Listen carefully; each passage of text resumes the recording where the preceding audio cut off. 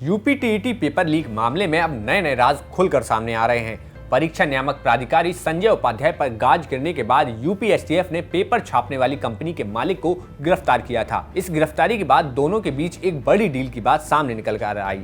जानकारी के अनुसार वर्क ऑर्डर देने से पहले संजय उपाध्याय और कंपनी के मालिक अनूप राय प्रसाद के बीच नोएडा के एक होटल में मुलाकात हुई थी।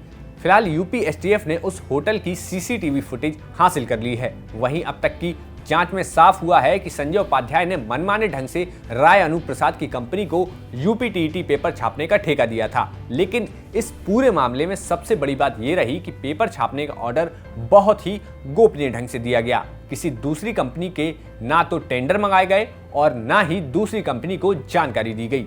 मनमाने ढंग से संजय उपाध्याय ने ही टीईटी पेपर छापने का काम राय अनूप प्रसाद को दे दिया था। बता दें कि यूपी एसटीएफ को आशंका है कि सचिव नियामक प्राधिकारी संजय उपाध्याय और पेपर प्रिंटिंग का काम करने वाली कंपनी आरएसएम फिनसर्व के मालिक राय अनूप प्रसाद के बीच न सिर्फ पुरानी दोस्ती थी बल्कि इनके बीच लेन देन की भी डील हुई थी।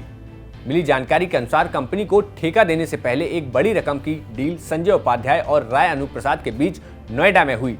23 अक्टूबर को नोएडा के होटल में दोनों की मुलाकात के बाद ही 26 अक्टूबर को संजय उपाध्याय ने राय अनूप प्रसाद की कंपनी के नाम 13 करोड़ रुपए का वर्क ऑर्डर दिया था। बताया गया है कि इतने बड़े वर्क ऑर्डर का राय अनूप प्रसाद के पास पहले से ना तो कोई अनुभव था और ना ही कोई संसाधन, जिसके बाद डील होने के बाद राय अनूप प्रसाद ने यह ठेका 4 छोटी प्रिंटिंग प्रेस को दे दिया था, जिसमें दिल्ली की 2 और नोएडा और कोलकाता की एक प्रिंटिंग प्रेस शामिल थी। आपको बता दें कि पेपर छापने वाली कंपनी आरएसएम फिनसर्व के पास पेपर प्रिंटिंग का कोई इंतजाम नहीं था, ना ही पेपर छापने वाली 4 अन्य कंपनियों के यहाँ सिक्योरिटी प्रिंटिंग की कोई व्यवस्था थी। इतना ही नहीं, कोलकाता में छप रहे पेपर ले जाने के लिए सुरक्षा मानकों की अनदेखी भी की गई। सड़क मार्ग से एक साधारण ट्रक में लादकर ये सभी एग्जाम पेपर राय अनूप प्रसाद की कंपनी तक पहुंचाए गए। फिलहाल यूपी एसटीएफ लगातार छापेमारी कर रही है। जेल भेजे जा चुके दोनों आरोपियों से अब यूपी एसटीएफ उस डील की रकम के बारे में जानकारी जुटाने में लगी है। अब देखना होगा कि इस गड़बड़ तंत्र के दोनों लोगों से कौन कौन से राज निकल कर आते हैं।